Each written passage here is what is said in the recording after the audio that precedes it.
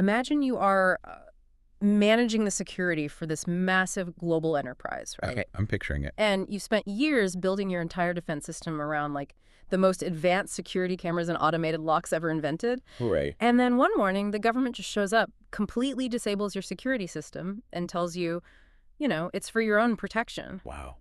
Yeah, that would be terrifying. Right. Meanwhile, outside your building, you can see people actively assembling lockpicks and battering rams, completely unregulated. You would probably be pulling your hair out. Absolutely. Well, if you are a tech leader or a developer right now, that is not a hypothetical scenario. That is like exactly what is happening today. Welcome to this custom deep dive. It is a crazy time in the industry right now, for sure. It really is. And today we are pulling entirely from the June 25th, 2026 edition of the Tech Reader AI Digest by Aaron Rose.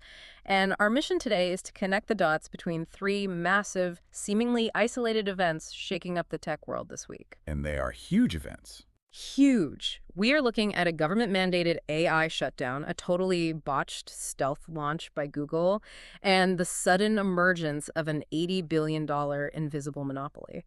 Okay, let's unpack this, because the AI landscape right now is looking less like a technological race and, well, a lot more like a geopolitical thriller. It really is an incredibly volatile moment. Yeah. I mean, we are watching the collision of state power, corporate missteps, and just sheer infrastructure dominance. And it's all unfolding simultaneously. Yeah. If you're trying to build a business or secure a network today, the ground is basically shifting right under your feet. So let us start with the elephant in the room, right? The Fable 5 shutdown. We are now on day 13 of Anthropic's flagship models, Fable 5 and Mythos 5 being just completely taken offline. Right. This unprecedented U.S. government export ban has essentially frozen the industry. And 13 days in the AI world feels like, 13 years. At least. It moves so fast. Yeah, and you can practically smell the desperation in the market. I saw in the digest that prediction markets like Polymarket have over $2 million in contract volume betting on when these models will come back. 2 million. Yeah. And they are only pricing in like a 55 to 57% chance of restoration before July 1st. Which means the entire ecosystem that relied on those models has been forced into a massive regression. I mean, developers have had to fall back to Opus 4.8 across Claude Code and their application interfaces. Which is painful. Very, because Opus 4.8 is capable, but it is fundamentally not the frontier-level intelligence these companies were building their current architectures around, Right. And there's this rumor that a July 8th Persona ID verification rollout might be the mechanism the government uses for a partial U.S.-only restoration. Yeah, I saw that. But relying on a rumor weeks away doesn't really help a company whose infrastructure is crippled today. Exactly. And for the last couple of weeks, Anthropic has basically been trying to frame this as a bureaucratic overreaction. Like they were implying it was just a narrow jailbreak issue. Like someone tricking the AI into saying something it shouldn't. Right, exactly. But Aaron Rose's digest highlights a new piece of context that dropped this week, and it completely changes the entire narrative. We saw a rare joint statement from the Five Eyes Intelligence Alliance. Yeah, it was huge. And whenever the US, UK, Canada, Australia, and New Zealand coordinate an intelligence statement, you know it is serious. This was signed by heavy hitters too, including the NFA's cybersecurity director, David Imbordino, and acting CISA director, Nick Anderson. What's fascinating here is the specific language they used and, crucially, what they based it on. Oh, right. The statement explicitly warns that frontier AI models will fundamentally transform both offensive and defensive cyber capabilities. And they put a terrifyingly short timeline on it, stating the shift is happening in months, not years. Months, not years. That is aggressive. Very. But the most critical detail, they didn't even cite classified intelligence. Wait, meaning they aren't relying on, like, spies intercepting secret memos in a bunker somewhere? Precisely. They're basing this entirely on public AI capability assessments. This joint statement effectively validates the exact threat model that emerged from the NSA's Red Team exercise of Anthropic's Mythos 5. Okay, let's pause there for a second, because we hear red teaming thrown around a lot. That is when security professionals actively try to break or exploit a system to find its vulnerabilities before the bad guys do, right? That's right. You essentially unleash your best hackers on your own system. Makes sense. And what the Five Eyes are telling the public is that the capabilities Mythos 5 demonstrated during those exercises, well, they terrify them. We have to understand how this mechanism works in practice. Yeah, break that down for us. This isn't just about an AI writing a convincing phishing email anymore. We are talking about an AI model that can scan millions of lines of proprietary code, autonomously discover a zero-day vulnerability that no human has ever seen, write the exploit for it, and then deploy it across a network in a matter of seconds. Wow. Humans simply cannot operate at that speed. But the logic of how the government is handling this feels totally broken to me. Going back to that analogy from the start, it is like the government recognized there is a massive wave of arson sweeping the city, so their first move is to lock up all the best fire extinguishers to keep them out of the hands of the arsonists. That is exactly what it's like. Meanwhile, the fire is already spreading. By restricting the best defensive AI tools, they're actively crippling enterprise defenders. A Fortune 500 bank or like a hospital network cannot use Fable 5 to secure their networks against those exact automated attacks right now. It's a stunning policy paradox, honestly. It just highlights how unequipped regulatory bodies are for this technology. The intelligence community openly acknowledges that you need frontier AI to defend against frontier AI attacks. Right. Yet their reflex was to pull the plug on the premier defensive tool because its potential offensive capabilities were just too great. And the ultimate irony is that foreign adversaries don't have these restrictions. The digest points out that Chinese models, specifically GLM 5.2 and Minimax M2.5, are just sweeping in and absorbing all this displaced Fable 5 enterprise traffic. Yeah, the market doesn't just stop. No, it doesn't. Because those models are essentially open and available, we're literally pushing global enterprise data toward foreign infrastructure because our own government put a padlock on the domestic ones. It creates a massive vacuum in the market. Yeah. You have Anthropic, paralyzed by the Commerce Department, and then you have OpenAI, whose highly anticipated GPT 5.6 was supposed to drop in June, officially missing their window. Right. The prediction markets are now pricing, what, a 94% probability that OpenAI slides into late July? Exactly. So if Anthropic is legally grounded and OpenAI is delayed, this should be the golden moment for a competitor. Like, the skies are clear. This is the moment Google should completely dominate the narrative. But instead, they are tripping over their own feet and structurally failing to market their own genius. It's a case study in how brilliant engineering can be completely overshadowed by just poor corporate strategy. Let's look at what they actually built, because on June 22nd, right in the middle of all this chaos, Google quietly pushed a massive update Gemini 2.5 Pro with DeepThink. Yeah, they really snuck it in there. They did. And when I say massive, I mean the numbers in the digest made my jaw drop. It's basically acing PhD-level science and reasoning exams, right? It is entirely rewriting the benchmark leaderboards. I mean, the hard data is staggering. We are looking at an 82.4% on GPQ-A Diamond, which is a benchmark specifically designed to test graduate-level knowledge in physics, biology, and chemistry. Unbelievable. It scored an 89.8% on MMLU Pro, testing complex reasoning across dozens of academic subjects, and a 94.1% on Human Evil plus A, which tests advanced coding capabilities. Wow.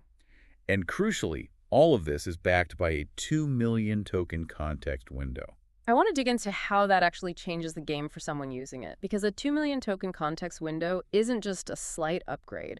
What does that mechanism allow a user to do that they couldn't do before? Think about the memory capacity of the AI. Right. Previously, you could ask an AI to summarize a single document, maybe a few articles, right? Yeah, standard stuff. Well, with a 2 million token window, a financial analyst could upload a company's entire 10-year financial history. Wait, like everything? Everything, every quarterly report, every earnings call transcript, every SEC filing, and ask a model to reason across all of it simultaneously. A medical researcher could upload entire genomic sequences alongside decades of clinical trial data to look for patterns. The model holds all of that in its active memory. That is insane. And the DeepThink aspect of Gemini 2.5 Pro, how is that fundamentally different from the AI we are used to? So traditional large language models generally work by predicting the most statistically likely next word in a sequence. They are incredibly fast, but they don't really plan their answers. They just kind of go word by word. Exactly. DeepThink changes the mechanism. Yeah. When you give it a complex math or logic problem, it pauses. It maps out a tree of multiple logical pathways. It simulates those steps, and if it realizes it's going down a dead end, it corrects itself before it ever outputs the final answer to you. Oh, wow. Yeah, it's essentially fact-checking its own logic in real time. So it's an absolute game changer for research, life sciences, and hard math. Now, Fable 5 theoretically still holds the crown for autonomous software engineering with an 88.6% on SWE Bench verified, but as we just discussed, Fable 5 is completely inaccessible right now. Yeah. So Google currently has the most powerful, legally available reasoning engine on the market, available right now to their Google AI Ultra subscribers. And yet, well, nobody is talking about it. If we connect this to the bigger picture, the question is why a launch of this magnitude barely generated a ripple.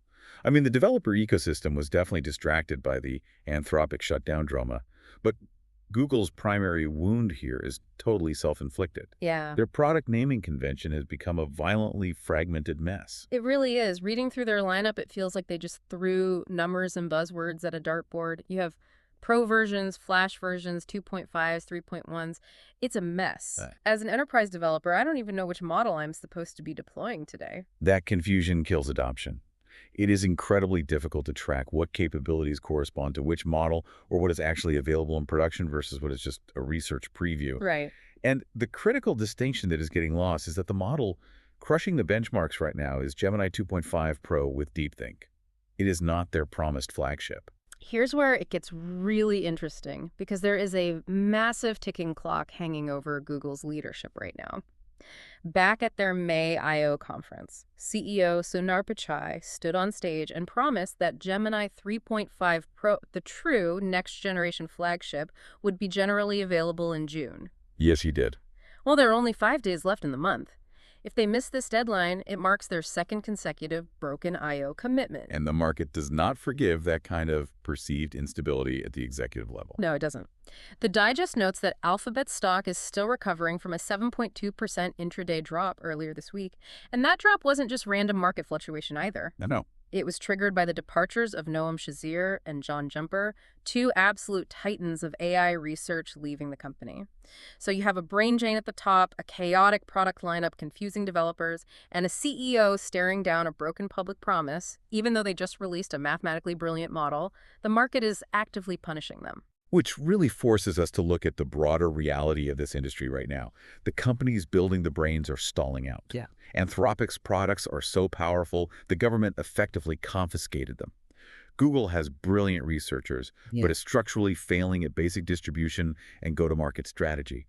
So if the software labs are paralyzed by regulators or failing at marketing, who is actually making the money? That is the multi-billion-dollar pivot right there. If the software creators are stumbling, the real winner is the entity physically hosting the intelligence, the company charging rent on the raw compute power. We really need to talk about the true scale of Elon Musk's XAI compute empire, specifically the Colossus 2 facility in Memphis, Tennessee. It is massive. Originally, the story was that Musk built this massive cluster of servers just to train his own model, Grok. But the reality is that Colossus has morphed into an $80 billion commercial juggernaut. The sheer scale of the external capital flowing into that single facility is difficult to wrap your head around. SpaceX has secured committed external compute revenue running through 2029 across 4 major tenants. And breaking down that $80 billion is where the irony really peaks, I think. Yeah. Anthropic is locked in for about $45 billion. Think about that for a second. That's wild. Their flagship product is currently grounded by the U.S. Commerce Department. They literally cannot sell Fable 5 to their best clients. Yet they are contractually bound to subsidize SpaceX with a $45 billion compute bill. They are paying for the servers whether their models are legally allowed to operate or not. It's a brutal position to be in, and they aren't the only ones underwriting SpaceX's infrastructure. Google is paying them roughly $30 billion. Cursor, the AI coding company that is currently pending a $60 billion acquisition in Q3, is another massive tenant. Right. And then we get to the leak from this week regarding a completely new player reflection AI. Yes. The Digest details this massive new deal. So SpaceX takes Anthropic's money, expands their server farms, and turns around to host Reflection AI. Let's look at the numbers on this one. Okay, so according to the leaked details, Reflection AI signed a compute lease for $150 million per month. That starts in just a few days, on July 1st, 2026, and runs straight through 2029. Wow. If it goes the full term, that is $6.3 billion just to access NVIDIA GB300 chips inside SpaceX's Memphis facility. So what does this all mean? Why is a relatively new company dropping over $6 billion on hardware leases? Because Reflection AI is solving the exact geopolitical panic that the Five Eyes intelligence agencies just warned the world about. Reflection isn't just another startup. I mean, they were founded by DeepMind veterans and are backed by massive capital from NVIDIA and Sequoia. Right, serious pedigree. Absolutely. Right. But their core thesis is what makes them so valuable right now. So they are essentially capitalizing on the regulatory gridlock we talked about earlier. They are caught between a rock and a hard place. A Western government or like a multinational bank desperately needs frontier level AI, but they absolutely refuse to send their highly classified data through an API to a closed US lab like OpenAI. Exactly. Let's break down why that is so important. When a company uses an API or application programming interface, they are essentially beaming their sensitive data over the internet to be processed on a server sitting somewhere in California and then waiting for the answer to come back. Which is a security nightmare for some. It is. If you are a defense contractor or a major European bank, strict data sovereignty laws mean you legally cannot let your proprietary data leave your own geographic borders or sit on a third-party server. So APIs are a total non-starter for the highest levels of enterprise. But their other option is just as bad. National security concerns mean they refuse to download Chinese open-weight models, right? And just to clarify for everyone, when we say open weight, we mean a model where you can actually download its core architecture, the brain of the AI, put it on a hard drive, carry it into your own secure basement, sever the internet connection, and run it entirely locally on your own private hardware. That is exactly it. An open-weight model gives you total localized control, but Western institutions won't trust an open-weight model developed in China for obvious security reasons. So they were completely stuck. Until Reflection AI stepped in. Yes, until Reflection stepped in as the third option. Reflection is building an American-made open-weight model that operates at frontier scale.